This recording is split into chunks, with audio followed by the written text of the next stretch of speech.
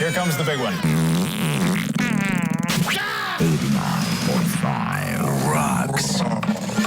After years of trial and error in the kitchen, we found that the best way to prepare Brussels sprouts is to throw them away and order pizza. RCK 89.5 FM rocks. 89.5 FM rocks. Welcome back, people. Final final stretch of this radio show, and this is still the morning brew. The brew na lang, di na morning eh. 12:15 on the dot. All right, that's time right about now. Okay, and we got a couple of advisories here for you guys. All right, the MPOX Public Health Advisory. As you guys all know, this is all over the news, no? Kumakalat to eh. It's all over the news, ang MPOX advisory. The DOH is warning all of us.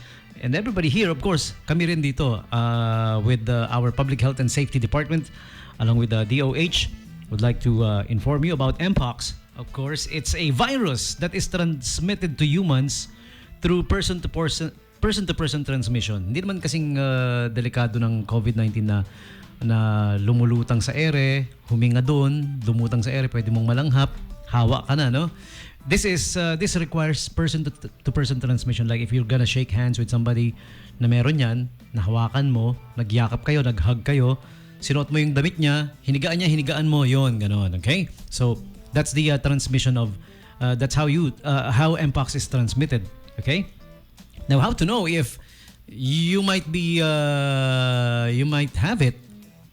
How would you know na eto yung symptoms? Baka meron ka na, di mo alam, no? Okay? The symptoms include the skin rash. Siyempre may rashes, no? And mucosal lesions. Okay? Also accompanied by fever, swollen lymph nodes, and sore throat. Look for these combinations, huh? Okay? Muscle aches and back pain, headache, and low energy. Ayan, if you feel like lobat ka lagi, yun, baka meron ka na. Yan yung mga symptoms kasi to look for. Okay?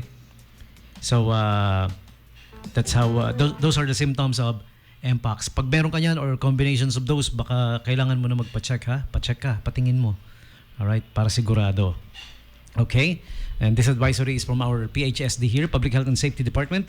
Also, another advisory from them, the Public Health and Safety Department. Notice of public hearing. The Public Health and Safety Department invites all stakeholders to attend the public hearing for the amendment of the regulatory group's procedure on the imposition of fines and penalties this coming September 3, 2024, 1 p.m. at the Function Hall A of the Subic Bay Exhibition and Convention Center.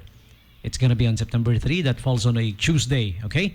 Now, for inquiries, you may reach the Public Health and Safety Department 047-252-4502, okay?